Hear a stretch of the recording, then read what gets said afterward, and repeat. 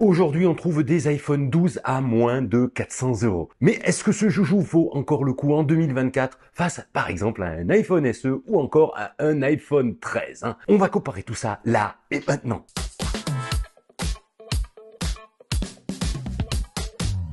Salut à tous, c'est Giga Content, j'espère que vous allez bien, j'espère que tu vas bien. Si tu es nouveau sur ma chaîne, sois le bienvenu. Voici l'iPhone 12 en mauve que j'utilise encore de temps en temps comme caméra secondaire. Mais c'est aujourd'hui en fait l'iPhone qu'utilise ma femme Julia. Salut Julia. Dans cette vidéo, on va trancher. L'iPhone 12 est-il toujours à la page en 2024 hein? Vaut-il encore le coup face à un iPhone 13 ou surtout un iPhone SE 2022? Bien sûr, il n'est pas question de savoir si c'est le meilleur iPhone en 2024. Bien évidemment, il est plutôt question de savoir si avec un budget serré, on peut quand même s'offrir un iPhone pas cher autour des 400-500 € sans pour autant avoir un smartphone complètement largué. Car le dernier iPhone coûte tout de même le double de ce budget. C'est une sacrée différence quand même. Je vais donc comparer, décortiquer et vous donner le maximum d'infos pour vous aider à faire votre choix. On va parler aussi prix en fin de vidéo pour être le plus complet possible. Allez, et si tu as des questions d'ailleurs, dans les coms, car je suis sûr que tu hésites. Mais par contre, n'hésite pas à t'abonner, à partager, à liker, c'est le meilleur moyen de me soutenir. D'avance les amis, merci. Alors, si toi m'as installé, moi commencer par vous présenter ce fameux iPhone 12 en mauve. Donc, son design reste complètement d'actualité avec ses bords arrondis, son bloc photo avec les deux capteurs alignés à la verticale, ce qui devrait être le cas sur les iPhone 16. Il est léger, 162 grammes et facile à prendre en main. Le châssis est élégant, le dos de verre est au rendez-vous. Bon bref, à part la taille du capteur du bloc photo, il ressemble comme Guguito à un iPhone 13 ou un iPhone 14 pour ne pas dire à un iPhone 15. Donc ce n'est pas côté look que l'iPhone 12 sera déclassé, démodé ou encore moche.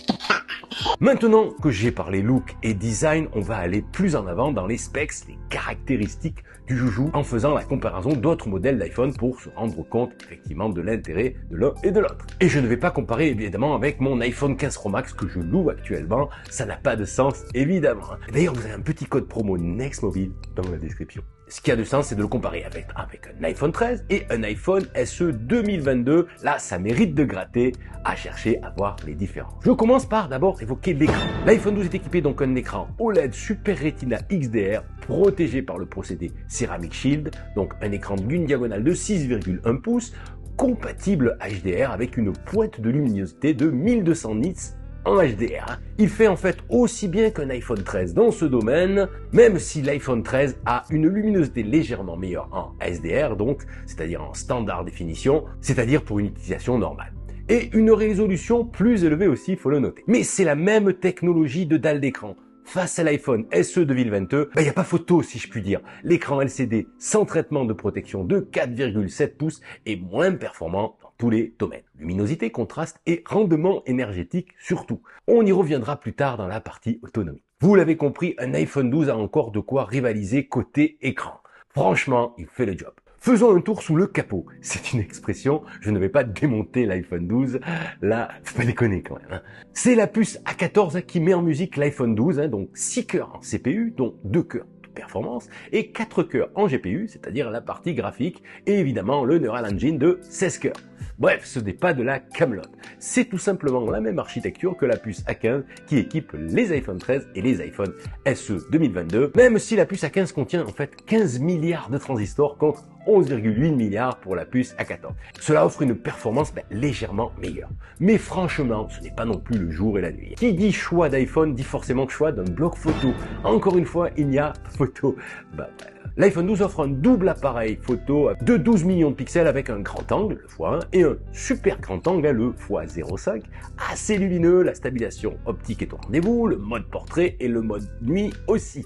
Un iPhone SE offre un seul capteur photo, le grand angle, moins lumineux en plus. Quant à l'iPhone 13, c'est la même fiche technique que l'iPhone 12, à 2 détails près. La technologie HDR est plus récente sur les iPhone SE et l'iPhone 13. Vous avez aussi l'apparition des styles photographiques, des genres de filtres un peu plus développés évidemment, qui ne sont pas présents sur les iPhone 12. Bon, ça change pas la life, Donc le bloc photo de l'iPhone 12 est toujours très bon face à ses deux concurrents du jour, évidemment. Concernant les caractéristiques vidéo, pour être le plus complet possible, l'iPhone 12 a les mêmes skills que l'iPhone 13 et l'iPhone SE avec de l'enregistrement 4K jusqu'à 60 images secondes. Allez, l'iPhone 13 propose en plus un mode cinématique pour donner du cachet à son image avec un effet bokeh. C'est un peu gadget selon moi. À noter aussi que l'iPhone SE ne prend pas en charge l'enregistrement HDR pour être totalement complet. À noter aussi que l'iPhone 12 a la même caméra selfie de 12 millions de pixels que l'iPhone 13 avec quelques options en moins. L'iPhone SE est lui en retrait avec une caméra FaceTime 7 millions de pixels, pas génial au passage. Passons au chapitre de l'autonomie. Évidemment, l'iPhone 13 est le grand gagnant face à l'iPhone 12 avec au moins 2 heures d'autonomie de plus en moyenne selon l'utilisation, ce qui n'est pas négligeable. Ce gain est surtout dû à cette fameuse puce A15 mieux optimisée. L'iPhone SE est quant à lui complètement à la ramasse.